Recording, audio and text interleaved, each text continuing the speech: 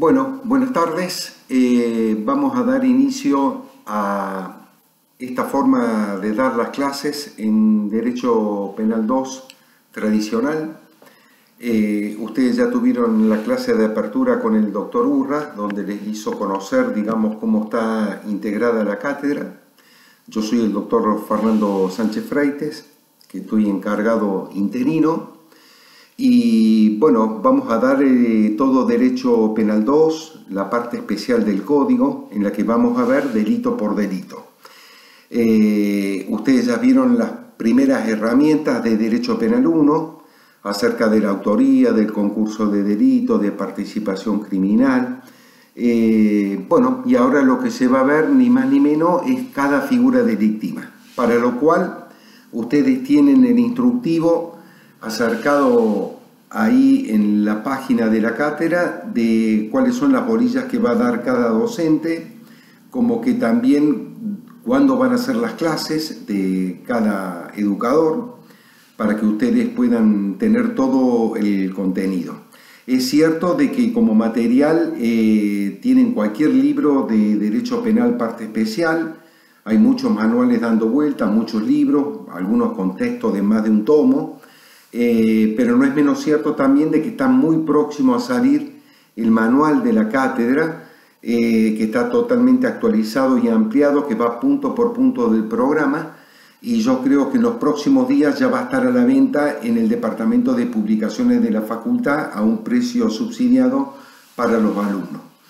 También se ha consignado, me parece que es importante, los correos electrónicos de cada docente.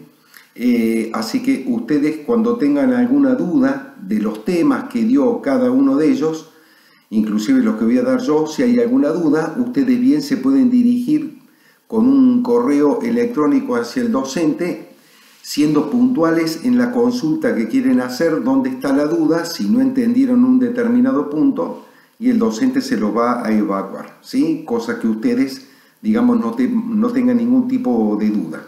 No es una materia esta que genere dificultad de interpretación.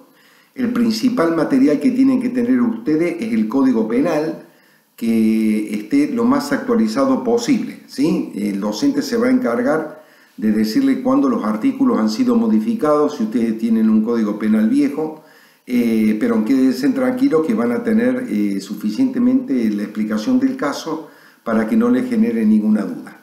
Entonces, siempre que tengamos que estudiar una figura delictiva en particular, hay que estudiar bien la letra del Código Penal y después uno empieza a desarrollar qué se entiende por ese artículo, ¿sí? Si nosotros vemos que el homicidio, por ejemplo, significa el que matare a otro tiene una pena de prisión, tendremos que ver cuándo se da un homicidio, cuándo una persona mata a otra, quién puede ser sujeto pasivo, quién puede ser sujeto activo, si el delito admite tentativa, cuándo se consuma, ¿no es cierto?, cuál es la acción punible, etc. Así es la forma de estudiar cada figura delictiva. Entonces, no es una materia que genere mucha dificultad de interpretación, lo que sí les digo es que es una materia extremadamente larga, ¿sí? Es más larga que Penal 1.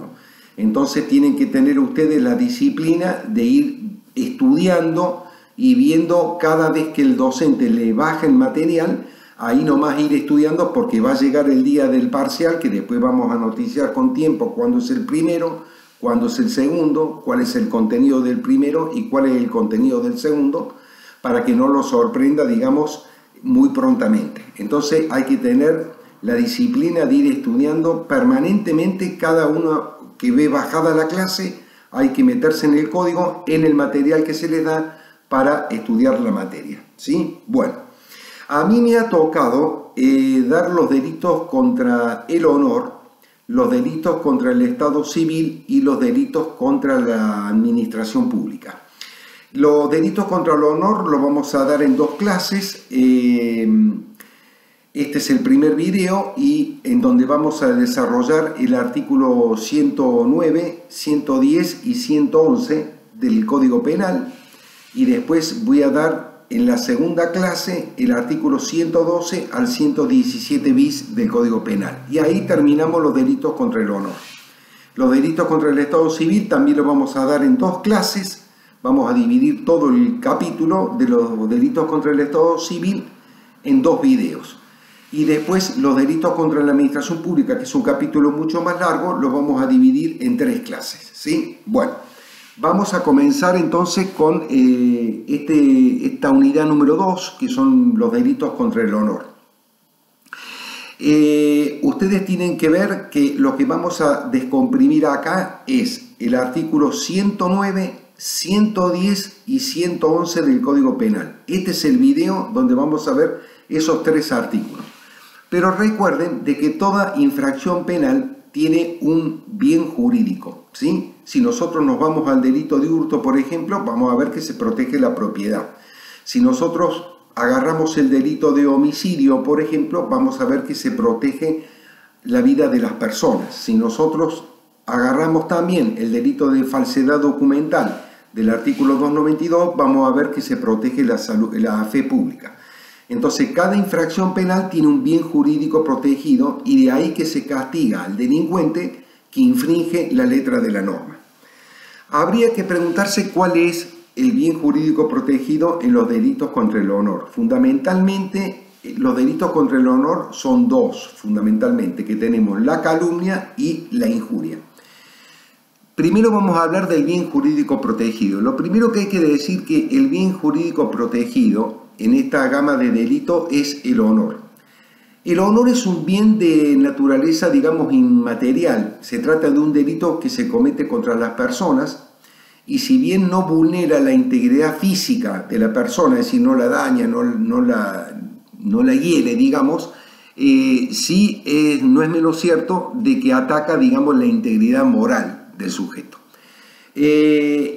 También hay que decir que el honor es un bien de una apreciación relativa, en razón de que no todas las personas tienen sobre el honor la misma estimación.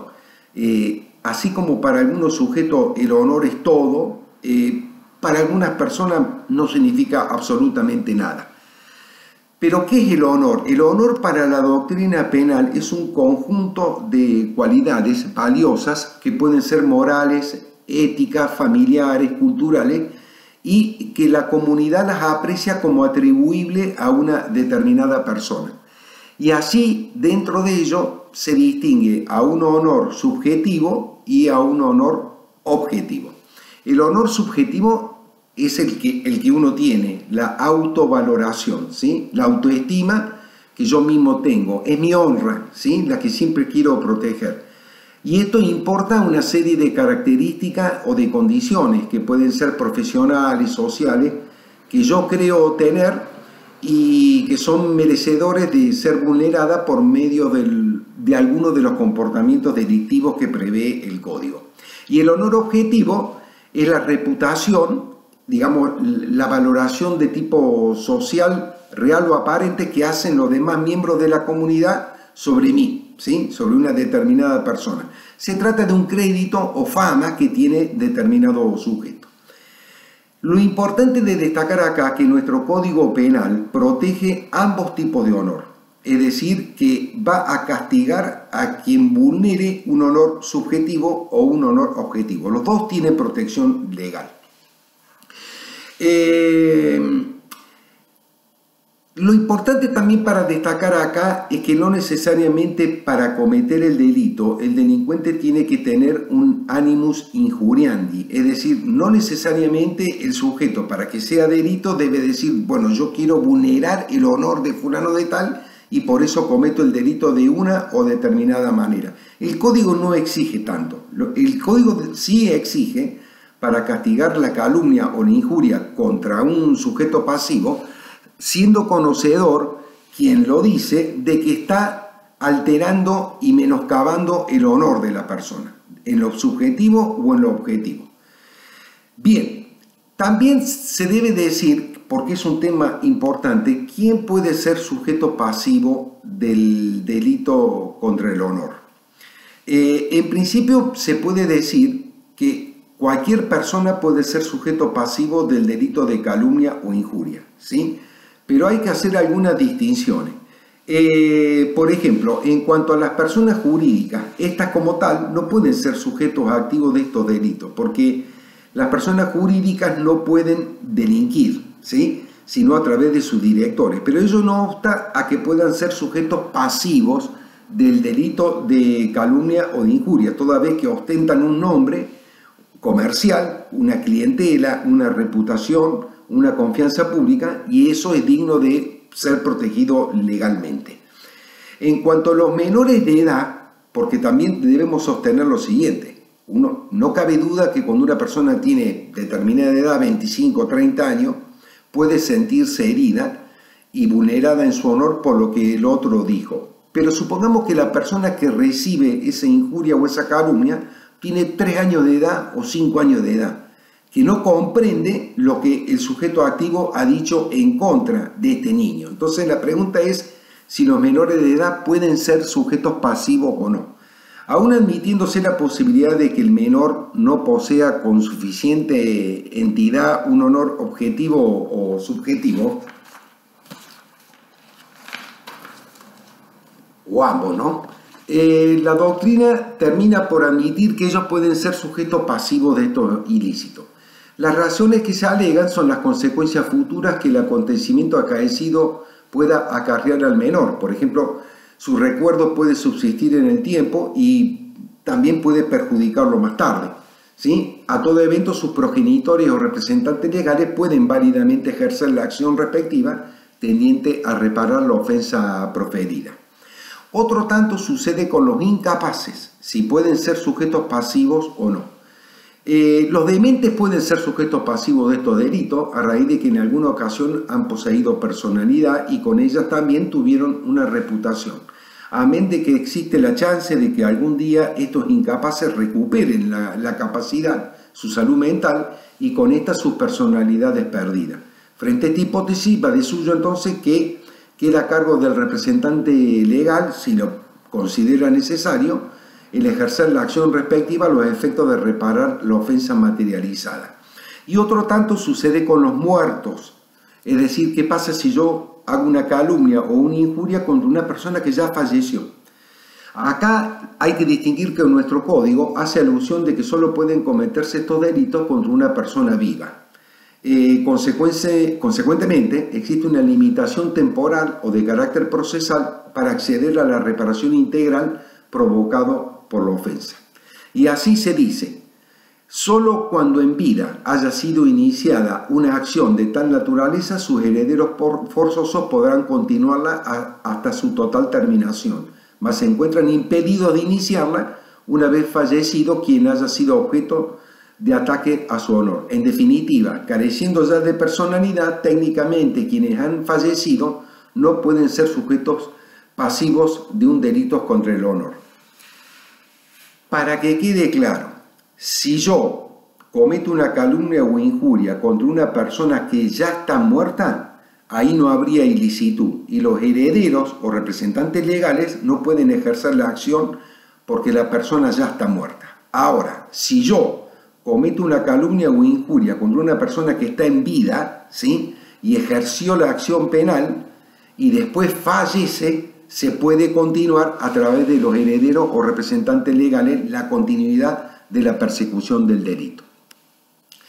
Hay una cosa que es importante: estos delitos contra el honor, salvo los que están previstos en los artículos 114 y 115 del Código Penal, que más adelante en la próxima clase lo vamos a ver, se pueden consumar por cualquier medio. Es decir, yo puedo calumniar o injuriar verbalmente, lo puedo hacer por escrito, a través de un impreso, de un grabado, de una caricatura, de gestos, también de una seña, etc. Y se puede hacer tanto por acción como por omisión. ¿Cuándo sería por acción? Por medio de la palabra, digamos, ¿no es cierto? ¿Y cuándo puede ser por omisión? Por ejemplo, no dar la mano al que convida un saludo en un acto protocolar. Esa persona se puede sentir injuriada, ¿sí? Sobre todo en las actividades donde están reglamentadas, como pueden ser las fuerzas militares. Un soldado que no salude cuando lo está saludando el general, digamos, puede sentirse injuriado este general, ¿sí? Bueno. Y otra cosa importante para destacar es que las calumnias e injurias son delitos de acción privada. Nosotros lo vimos en la última bolilla de Derecho Penal 1. Acuérdense que estaba el artículo 71, 72 y 73. En el 71 estaban previstas las acciones públicas, en el artículo 72 los delitos dependientes de instancia privada y en el artículo 73 están las acciones privadas. Nosotros ya sabemos cómo funcionan esas acciones privadas, por lo tanto la puede perseguir únicamente el damnificado. Entonces, el delito de calumnia e injuria, recuerden, son delitos de acciones privadas. Me voy a servir agua, un minutito.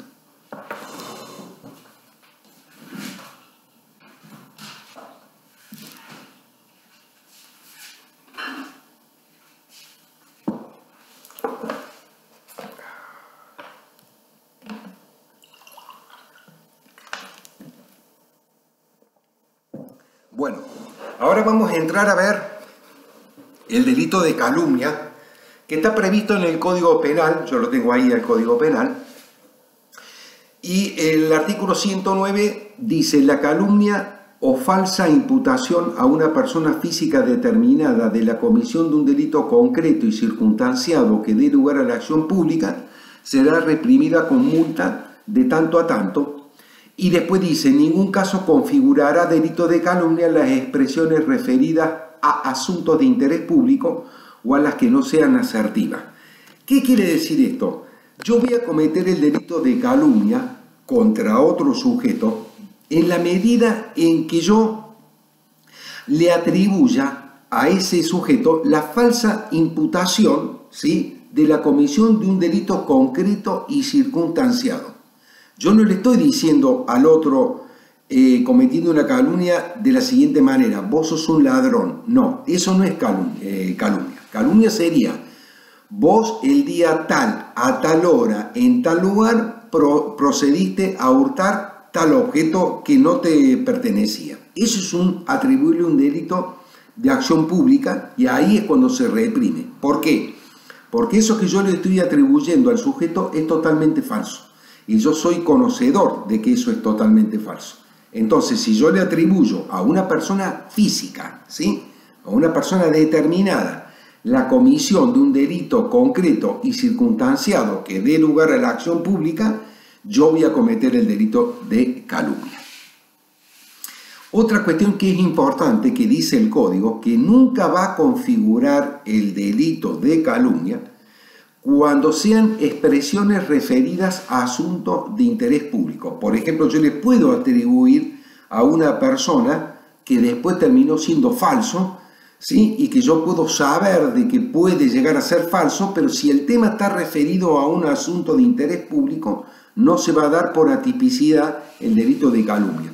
Y tampoco cuando las expresiones no sean asertivas. Por ejemplo, cuando yo digo habría hurtado o habría falsificado, ¿sí? Entonces, no es que digo hurtó o falsificó, que es muy distinto. Entonces, cuando sean expresiones que no sean asertivas, entonces tampoco configuraría el delito de calumnia. Pero vamos a diferenciar algunos aspectos. En primer lugar, ¿qué personas pueden intervenir en este delito de calumnia, del delito del artículo 109? Autor de este delito puede ser cualquier persona. Sujeto pasivo puede ser cualquier individuo, pero ahora la norma exige que se trate de una persona física determinada, es decir, que su destinatario debe estar correctamente especificado, por lo que se refuerza el principio de que las personas jurídicas, digamos, no pueden ser ofendidas de esta infracción legal, la del artículo 109. ¿Cuál es la conducta reprochable? Aquí en el delito de calumnia, se ataca el crédito o la honra de una persona física determinada tras atribuirle, es decir, imputarle, falsamente la comisión de un ilícito concreto y circunstanciado, pasado o presente, que da lugar al ejercicio de la acción penal pública, pero siempre y cuando no esté referido a un asunto de interés público. Cualquier medio es idóneo para cometer el delito de calumnia: la palabra, el escrito, los gráficos, sea en forma pública, privada, judicial, extrajudicial, ¿sí? ¿Qué es imputar? Imputar importa tanto como atribuir, poner en cabeza de alguien falsamente a otro, ser autor, cómplice, instigador de un específico comportamiento delictivo, que esté tipificado obviamente en el Código Penal o en las leyes complementarias del Código, ¿no? ley de estupefacientes, la de contrabando, etc. Bueno, lo que la gente debe imputar es la comisión o ejecución de un delito doloso, culposo o preterintencional, tentado o consumado. También puede ser un delito imposible que le impute. Si algún requisito de todo esto que hemos señalado no llegase a faltar, la conducta de la gente puede quedar encuadrada en el delito de injuria. No ser calumnia, pero ser una injuria. Más adelante vamos a reforzar este concepto, porque decimos que si falta algún requisito no puede ser calumnia, pero puede dar lugar a la injuria, porque ya vamos a ver que entre la calumnia y la injuria hay una relación de género-especie. Bueno, o sea que la injuria sería un delito residual de la calumnia. La ley exige que esa imputación de este delito que le atribuimos a otra persona de acción pública debe ser falsa desde un punto de vista objetivo, es decir, total o parcialmente, que no haya existido, que no sea así ni total ni parcialmente. ¿Cuándo sería total? Bueno, cuando no existió directamente. ¿Y cuándo sería parcial? Cuando el hecho existen, pero yo le agrego circunstancias no verdaderas que alteran la naturaleza, digamos. Por ejemplo, le atribuyo que el hurto era calificado, ¿sí? Bueno, ahora, si es verdad el hecho delictuoso atribuido, el ilícito desaparece, ¿sí? Porque aquí lo falso equivale a mentira. ¿Cuál es el condimento subjetivo? La característica del delito y la consumación. Bueno, la figura que hemos visto que posee una pena de multa es dolosa, aún se admite el dolo eventual y se reclama el mentir. Mentir con conocimiento de la falsedad. Yo le estoy atribuyendo falsamente al otro la comisión de un delito de acción pública. La calumnia es un delito formal, de pura actividad, no se requiere producción de daño al honor y queda consumada cuando la conducta del autor llega a conocimiento de la víctima o de tercero. No hay consenso en doctrina sobre la admisión de la tentativa, depende de la modalidad empleada. Sí lo habrá tentativa de calumnia, por ejemplo, cuando yo mando el escrito vía correo y la carta no llega al destinatario por una causa ajena a la voluntad. Ahí habría tentativa, pero depende de cada caso. Nosotros dijimos hace un ratito de que no habría delito de calumnia cuando se refieran a asuntos de interés público o las afirmaciones no sean asertivas. Lo primero que tenemos que decir es que la protección al honor real cede ante una consideración evidentemente superior debida al interés público. Es decir, prevalece la libertad de expresión y la libertad de opinión sobre el honor real de alguien. Serían los casos de funcionarios públicos, figuras públicas o particulares que intervienen en asuntos de interés público en donde su difamación ataque la honra y aún la falsa imputación no debe ser objeto de reproche por parte del autor. En definitiva, el interés público sería lo que es de utilidad para todo el pueblo. Tampoco habría calumnia cuando las expresiones no sean asertivas, esto es cuando se expresan en términos hipotéticos, supuestos, presuntos, pero no determinante o de manera terminante o contundente, como que efectivamente son totalmente ciertas. Es decir, manifestar que alguien habría cometido un hurto, podría haber sido su autor, no dará lugar a la calumnia, aun cuando se sepa positivamente que ello no ha sucedido de tal modo. Ese es el delito de calumnia. Vamos al delito de injuria. El delito de injuria está previsto en el artículo 110 del Código Penal y dice que el código de la siguiente manera: el que intencionalmente deshonrare o desacreditare a una persona física determinada será reprimido con multa y en ningún caso configurará delito de injuria las expresiones referidas a asuntos de interés público o las que no sean asertivas. Tampoco configurarán delito de injuria los calificativos lesivos del honor o cuando guardarse en relación con un asunto de interés público. Bueno, ahora sí vamos a repetir algo que dijimos hace un ratito. El delito de injuria frente al de calumnia es una figura básica. Entre ambas hay una relación de género-especie. Género sería la injuria y la especie es la calumnia, que sería una figura agravada. Las dos vulneran el honor de otra persona, sea deshonrándola o desacreditándola. La diferencia está en la propia naturaleza del hecho atribuido. Así, injuria será toda ofensa al honor de la víctima que no llega a importar una calumnia. Implica, por lo tanto, un menosprecio, una disminución, una imputación peyorativa acerca de la personalidad de aquella. La forma en que la gente puede ofender al otro es ante su presencia o frente a extraños en su ausencia. Bajo este marco, el delito de injuria significa ni más ni menos el deshonrar o desacreditar, esas son las acciones punibles, lo que equivale a decir que se cristaliza cuando se ataca objetivamente la honra, el crédito o la reputación del ofendido. ¿Cuándo se deshonra o cuándo se desacredita? Bueno, se deshonra cuando el autor ataca o hace perder a la víctima su honra o dignidad, la que no necesariamente debe producirse en atención a que se trata de un ilícito formal. La deshonra es un ataque al honor subjetivo. Se desacredita cuando el sujeto activo ataca o hace perder el crédito o la reputación del ofendido. Esto es la confianza que los terceros le otorgan en la comunidad en la que habita. La injuria es un delito doloso, obviamente, que admite todas sus formas. Se requiere que la gente tenga la conciencia de que su conducta es eficaz para ofender la honra o el crédito de una persona con dolo directo, o aceptar la probabilidad que su comportamiento vulnere el honor de otro, y ahí es un dolo eventual. La consumación depende de la modalidad. Cuando se deshonra, se consuma cuando llega a conocimiento del sujeto pasivo, y cuando se desacredita, se consuma cuando llega a conocimiento de tercero.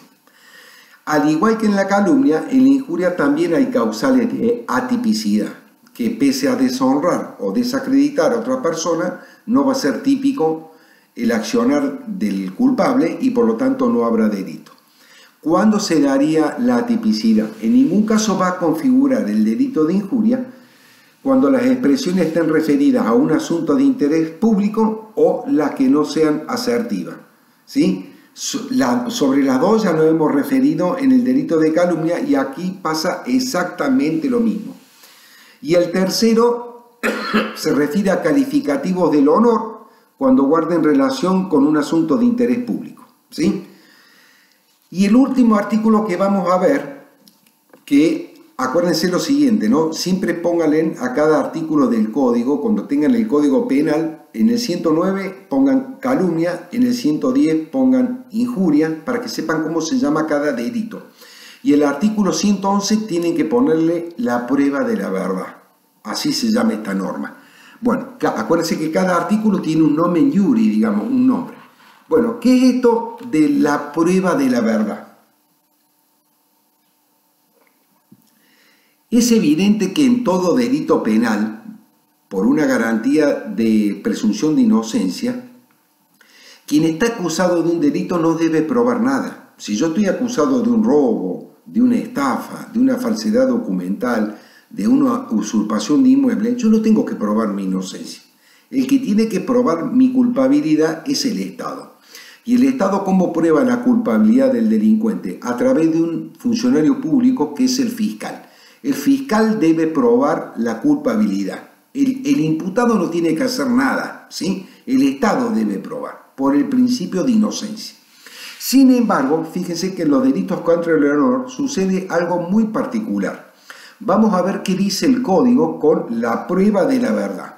Dice así: el acusado de injuria, es decir, yo cometí una injuria, ¿sí? No estamos hablando de calumnia, solamente la prueba de la verdad en la injuria. El artículo 111 solamente es aplicable para el delito de injuria, el del 110. Dice el 111, el acusado de injuria, en los casos en los que las expresiones de ningún modo estén vinculadas con asuntos de interés público, no podrá probar la verdad de la imputación. Es decir, que si yo injurié a una persona con expresiones deshonrantes o desacreditantes que de ningún modo están vinculadas con asuntos de interés público, yo no puedo probar la verdad de mi injuria, de que actué verdaderamente y que no soy ningún delincuente. No puedo probar eso. Pero esa regla tiene dos excepciones, el artículo 111. Es decir, que yo, acusado de injuria, yo puedo probar la verdad de mi injuria y no terminar siendo un delincuente, un injuriante.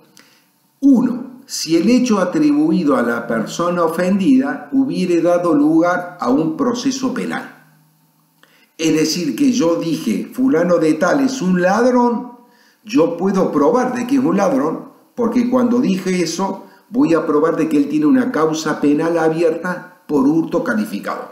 Entonces digo, ¿ves que es un ladrón? Acá hay una causa penal. Bueno, entonces, si el hecho atribuido a la persona ofendida hubiere dado lugar a un proceso penal.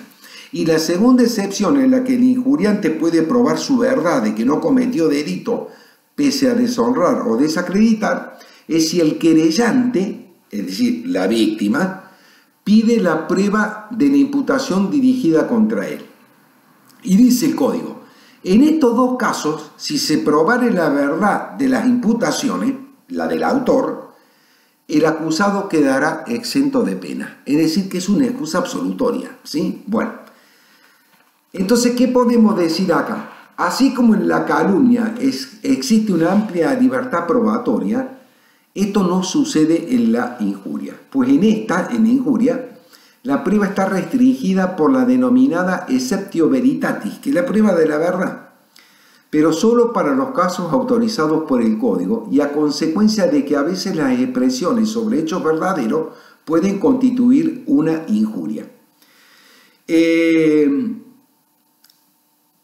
El primer supuesto consagrado, vamos a ver cuándo si el hecho atribuido a la persona ofendida hubiere dado lugar a un proceso penal.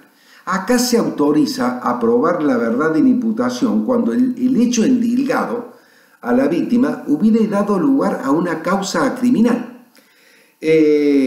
por la comisión de un delito.